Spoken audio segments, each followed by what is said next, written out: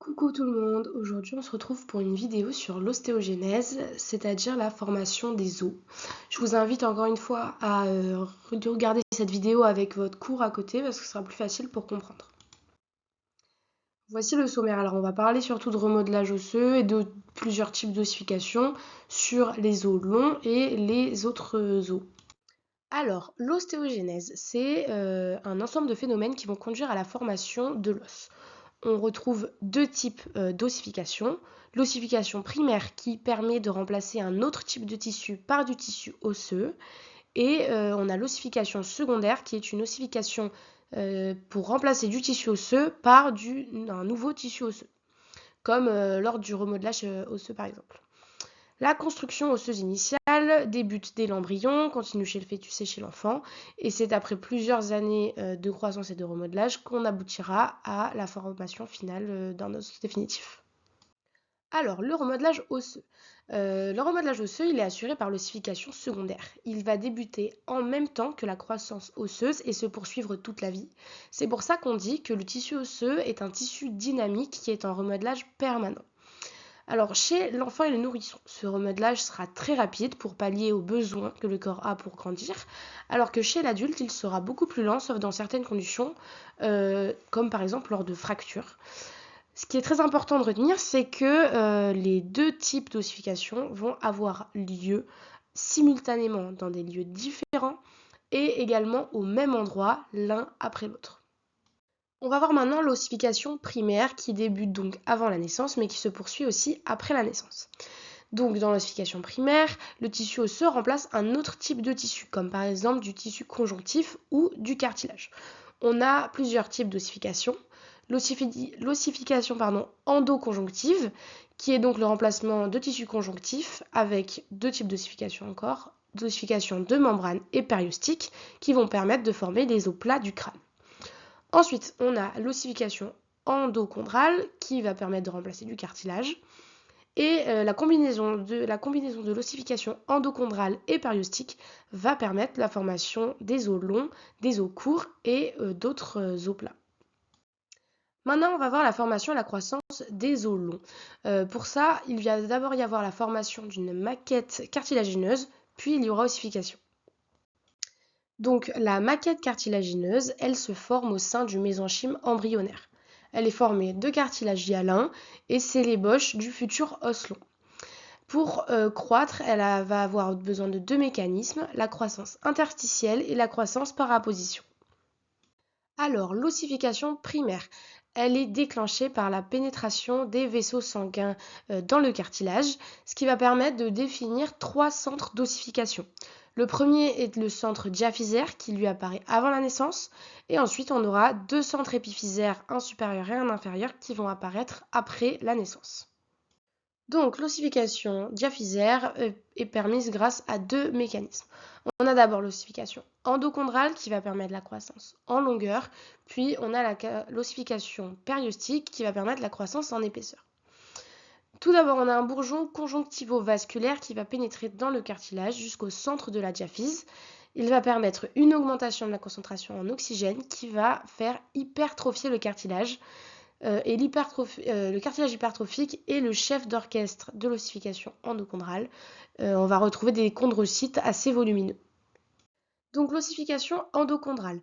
À l'opposé du bourgeon conjonctivo-vasculaire, on va avoir la prolifération des chondrocytes selon le grand axe de l'os qui va permettre de former le cartilage serrié.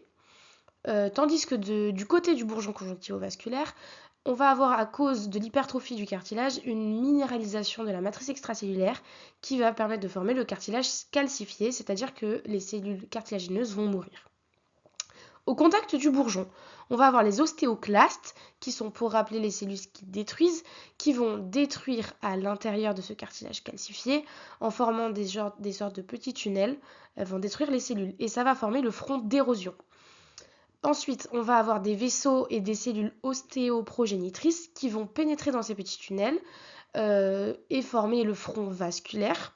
On va ensuite avoir les ostéoblastes, qui sont des cellules issues de la division des cellules ostéoprogénitrices, qui vont se fixer sur les bords de ces petits tunnels et former la bordure épithélioïde.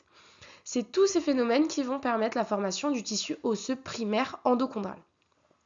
Et cette ossification va s'arrêter lorsqu'elle rencontre les cartilages de conjugaison qui sont au niveau des métaphyses, qui eux auront une ossification plus tard dans la vie lors de la croissance lors de l'enfance, mais ils vont quand même disparaître au bout d'un moment quand la croissance va s'arrêter. Voilà ici un tableau récap de l'ossification endochondrale reformulé. Si ça peut vous aider, je vous laisse mettre pause et le lire. Ensuite, l'ossification périostique. Donc la pénétration du bourgeon conjonctivo-vasculaire et l'apparition de cartilage hypertrophique va faire de transformer le périchondre en périoste au niveau de la diaphyse de l'os. Ainsi, il va se former une gaine osseuse appelée virole périostique qui va s'étendre progressivement en direction des épiphyses pour former plus tard la corticale osseuse. Les appositions successives de lamelles osseuses vont permettre la croissance en épaisseur au niveau des diaphyses des os longs. Alors maintenant, pour l'ossification des épiphyses, on rappelle que ces centres d'ossification apparaissent après la naissance, donc ça va se dérouler après l'ossification diaphysaire. Mais ce sont des ossifications qui se ressemblent, donc on va aussi avoir la pénétration du bourgeon conjonctivo-vasculaire avec une ossification périostique et endochondrale. Mais attention, tout le cartilage épiphysaire devient du tissu osseux primaire, sauf les cartilages de conjugaison dont je vous ai parlé précédemment et le cartilage articulaire. Maintenant, on va voir la formation et la croissance des os du crâne. Alors, les os du crâne vont avoir une ossification de membrane, aussi appelée ossification interne, et une ossification périostique, aussi appelée ossification externe. Pour ce qui est de l'ossification de membrane, on va avoir deux phases, une phase de préossification et une phase d'ossification.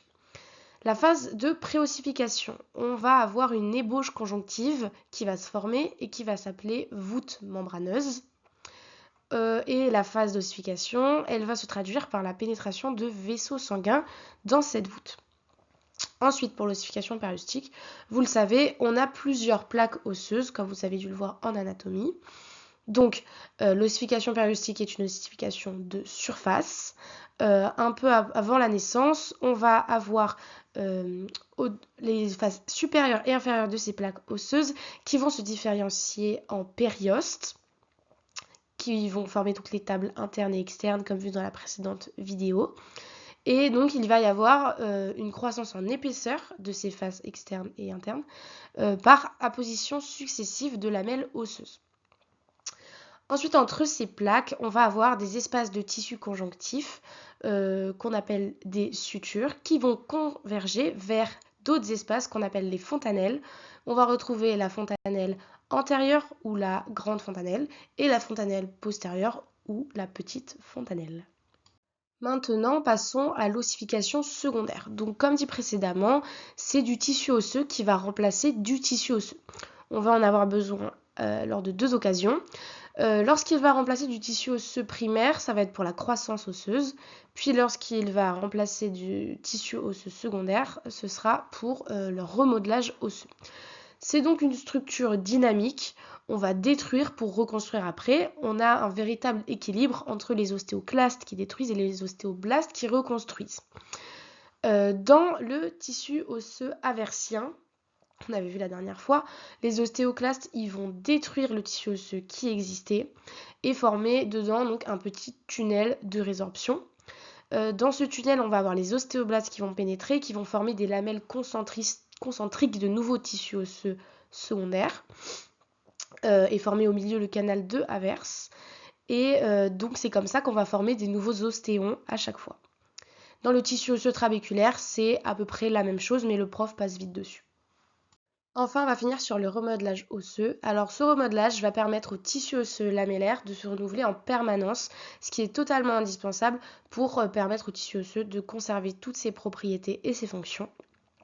On va donc avoir un véritable équilibre entre la construction grâce aux ostéoblastes et la destruction grâce aux ostéoclastes. Tout cet équilibre va être régulé grâce à des facteurs hormonaux et des facteurs mécaniques. Pour ce qui est des facteurs mécaniques, on a les ostéocytes, dont on avait parlé la dernière fois, qui agissent comme des mécanorécepteurs. Ils vont donc pouvoir recevoir tout ce qui est contrainte de pression et grâce à ces récepteurs, ils vont pouvoir envoyer des messages et induire soit une construction en envoyant un message aux ostéoblastes ou une destruction en envoyant un message aux ostéoclastes. Et pour les facteurs hormonaux, on va avoir deux principales hormones, la parathormone et la calcitonine. Elles sont très importantes dans l'homéostasie phosphocalcique. C'est-à-dire que donc la parathormone, elle est sécrétée par les parathyroïdes et elle est sécrétée en réponse à une baisse de la glycémie. Elle est donc hypercalcémiante. C'est-à-dire qu'elle va permettre au calcium d'aller des os vers le sang pour augmenter la concentration de calcium dans le sang.